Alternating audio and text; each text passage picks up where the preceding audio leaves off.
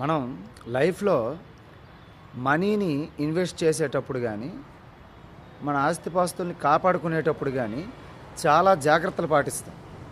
Risk ఉందా లేదా చూస్తాం. మన మనీ ప్రొటెక్షన్ చూసుకుంటాం. ఇంకా ఎన్ని జాగ్రత్తలు అవతల మనుషులు కరెక్టా కాదా చూస్తాం. అసలు మనం పెట్టుబడి పెడుతున్న ఇది మంచిదా కాదా చూస్తాం. ఒక స్కూల్లో, కాలేజీలో జాయిన్ అవ్వడం కావచ్చు, ఇంకేదైనా రంగం, ఒక రియల్ ఎస్టేట్ కావచ్చు, ఒక బిజినెస్ కావచ్చు, వాటెవర్ ఇట్ మే బీ, ఎన్నో జాగ్రత్తలు తీసుకుంటాం.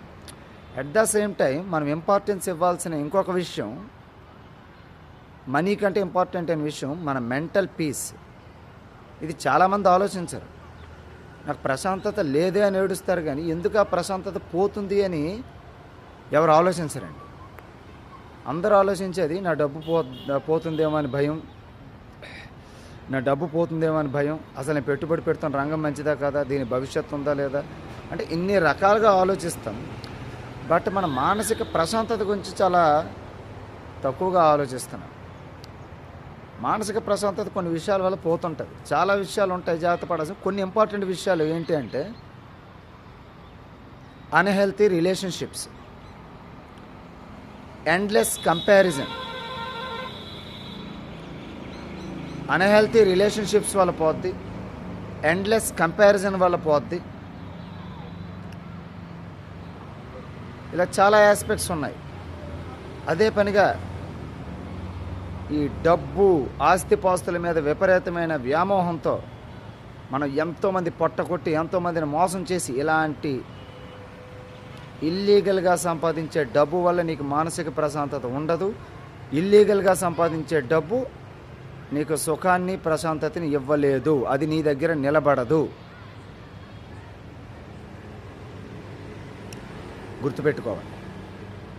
అలాగే అదే పనిగా వాళ్ళకి ఇది ఉంది, నాకు ఇది లేదు అని ఎండ్లెస్ కంపారిజన్ వల్ల కానీ, అన్హెల్తీ రిలేషన్షిప్స్, అంటే ఏదైతే మన స్నేహాలు, మన బంధాలు అనేవి మన ప్రశాంతత నిలబెట్టాలి, జీవితంలో మనకి ఒక ముందడుగేసేలా, అభివృద్ధి చెందేలా ఉండాలి. ఇవేవీ లేకుండా ఈ అన్హెల్తీ రిలేషన్షిప్స్ అంటారు వీటిని. వీటి వల్ల మన మానసిక ప్రశాంతత పోతే, పైగా జీవితం కూడా సర్వనాశనం అవుతుంది. కాబట్టి ఎలాగైతే డబ్బు విషయంలో, ఆస్తి విషయంలో ఎంత జాగ్రత్తగా ఉంటున్నామో, అదే సందర్భంలో మానసిక ప్రశాంతత, ఎమోషనల్ ఇంటెలిజెన్స్, స్పిరిచువాలిటీ, వీటికి కూడా ఇంపార్టెన్స్ అనేది ఇవ్వాలి. మానసిక ప్రశాంతతకి ఆపర్చునిటీ ఇవ్వాలి. ఈ రోజుల్లో చదువుకుంటున్న వాళ్ళలో కూడా డిప్రెషన్లు, ఆత్మహత్యలు పెరిగిపోతున్నాయి. దానికి ఆత్మహత్యల నివారణకి, మానసిక ప్రశాంతతకి శ్రీకృష్ణ భగవానుడు భగవద్గీతలో చాలా అద్భుతమైన పరిష్కారాలు చెప్పాడు. భగవద్గీత అంటే ఏదో సన్యాసులో లేకపోతే వాళ్ళు చదివేది కాదు.